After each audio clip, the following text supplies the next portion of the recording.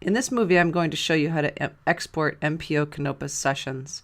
So I have an example session up here of 4880 Tovstanagov. So let's imagine that you had produced this light curve in the library and you want to take it over and use it in the computer room in Gelb. How do you get this information transferred over to that computer? Well, it turns out to be pretty straightforward. There are two ways to get to the sessions form. One is to go up to this spot here under photometry, and another way is to go over here to the sessions form little icon. So here I am. I've got 4880 Tovstanagov in here, and actually I have 3 different sessions, and so I have lots of other sessions as well, but let's say these are the sessions that I want to export. So to begin with, I would just get to a point where these 5 buttons are available to me. So if you've pushed edit, then these buttons turn off, and so just push save. Now I'm in a position where I have the ability to push this button here to file.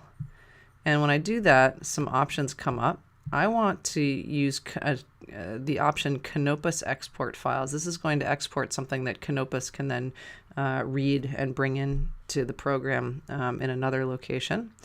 And the rest of this stuff you can pretty much just leave as is. And you push OK, and a form will come up asking you which sessions you want to export. So if you look here, you can see, okay, sessions 213, 214, and 215 are labeled on here.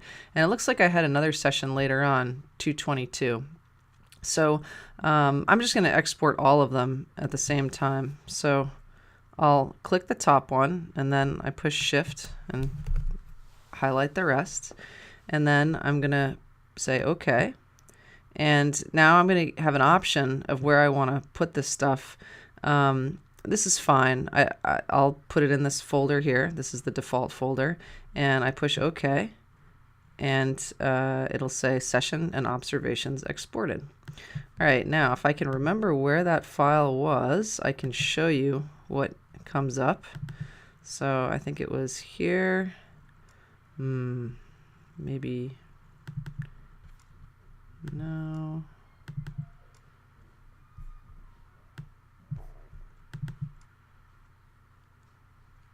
UData, I think, is where it was. Okay, so we have a whole bunch of files in here, and Tovstanagov is right here, and you can see there are 2 files that were produced here, an observation file and a sessions file. I don't really know why Canopus needs both of these things, but it does. So what you'd want to do at this point is probably take these 2 and move them onto a memory stick, or put them onto your Phillips Academy desktop that transfers to any computer on campus.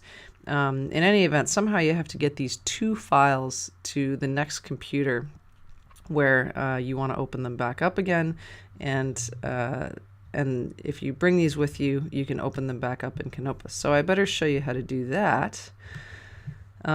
So let's say that I want to bring those sessions into MPO Canopus. Well, on the next computer, what you do is you go into Load Export Set, and it'll go right to your UData folder, and there are all these different options.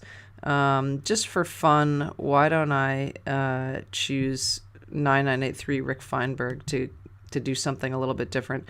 By the way, you can see that when it goes to import the sessions, even though there were 2 files in that UData folder, it only shows one of them, the sessions file. It doesn't show the observations file, but it's there in the background. Any event, here we go. I'm going to open up 9983 Rick Feinberg. We are still seeing Tovstanagov, but when I go in here, it's going to say, I'll just see what this is. I have no idea. Oh, a bunch of data that's actually kind of offset. But anyway, there you have it. And if you go into the sessions form now, you can see these are the only sessions that show up in here. So if you want to kind of get back to your regular set of sessions, you saw that I had lots and lots of them in there. all you have to do is go to photometry, clear session, and then when I go back to my sessions folder, they're all back in